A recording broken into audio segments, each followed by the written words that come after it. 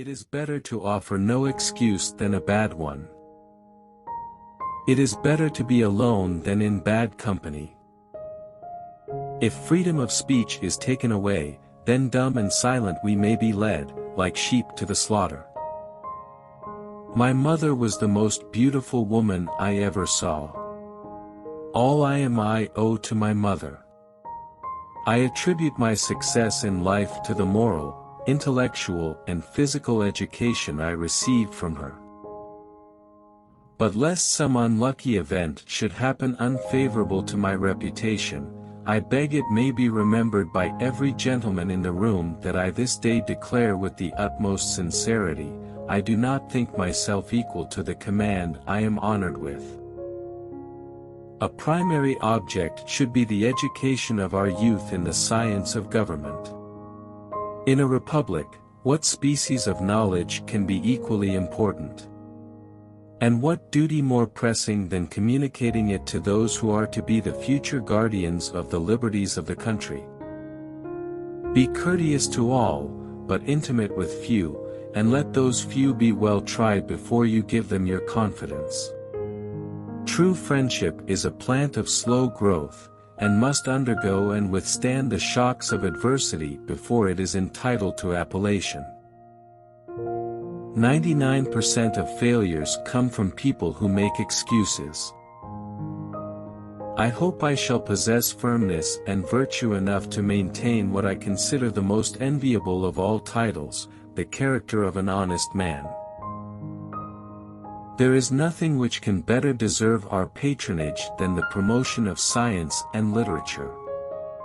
Knowledge is in every country the surest basis of public happiness. Guard against the impostures of pretended patriotism. Labor to keep alive in your breast that little spark of celestial fire called conscience. Perseverance and spirit have done wonders in all ages. Associate yourself with men of good quality, if you esteem your own reputation, for 'tis better to be alone than in bad company.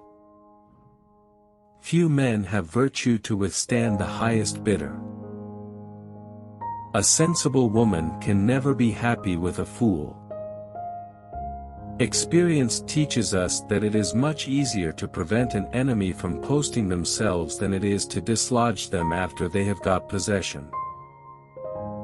Happiness depends more upon the internal frame of a person's own mind, than on the externals in the world.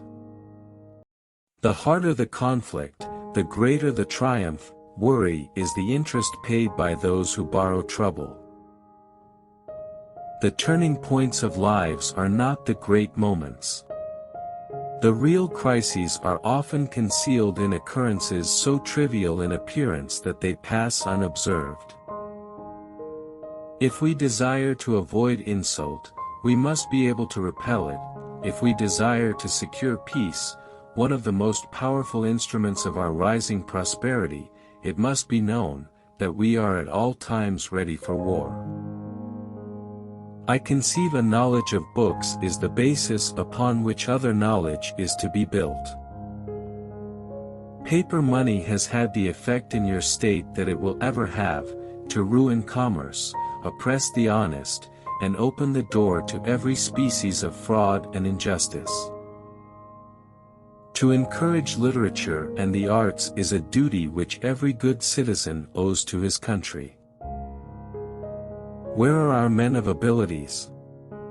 Why do they not come forth to save their country?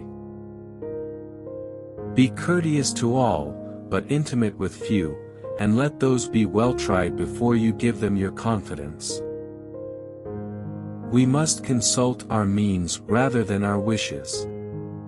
Real men despise battle, but will never run from it. Discipline is the soul of an army. It makes small numbers formidable, procures success to the weak, and esteem to all. To persevere in one's duty, and be silent is the best answer to calumny.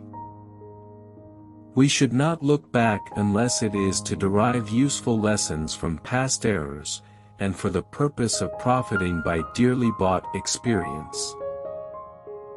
There is nothing so likely to produce peace as to be well prepared to meet the enemy. Let your heart feel for the afflictions and distress of everyone. I hold the maxim no less applicable to public than to private affairs, that honesty is always the best policy. Overgrown military establishments, which, under any form of government, are inauspicious to liberty, and which are to be regarded as particularly hostile to republican liberty. The great rule of conduct for us, in regard to foreign nations, is, in extending our commercial relations, to have with them as little political connection as possible. No punishment, in my opinion, is too great, for the man who can build his greatness upon his country's ruin.